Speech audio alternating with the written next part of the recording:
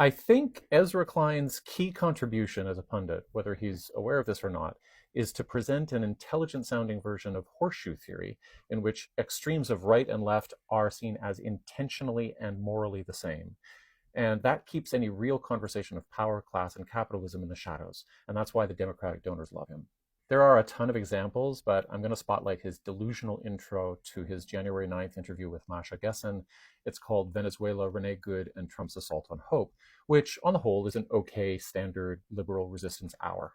But Klein opens with a description of the anarchist strategy of revolutionary assassinations and bombings known as the propaganda of the deed. He writes, quote, "The idea was that you could rupture society itself and create the possibility of a moment of revolutionary upheaval by making the impossible possible, by making clear that society did not work how you thought it worked, that the state did not have the power you thought it had." So when I heard the podcast version of this, I actually thought the show was going to be about anarchist strategies as possible models for the seemingly impossible task of ending the Trump era. I thought he was going to explore with Gessen the types of non-abundance related actions that might be required to remove these fascist oligarchs and their goons. But no.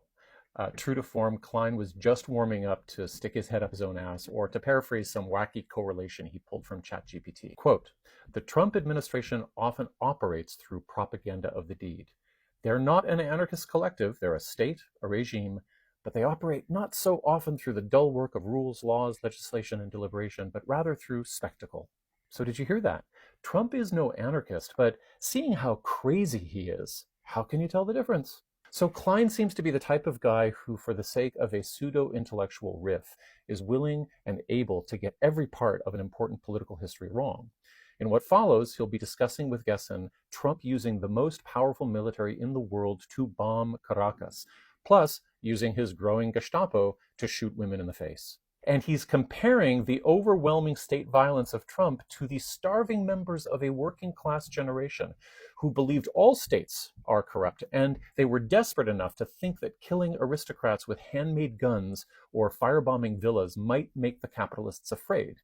Now, this trend was repudiated by leading anarchists like Kropotkin and Malatesta by 1900 because they argued that stochastic violence did not mobilize the masses. Klein is just flowing along with decades of reactionary propaganda where terms like anarchist, socialist, communist are stripped of history and meaning at exactly the point at which they could play a crucial role in envisioning what comes next.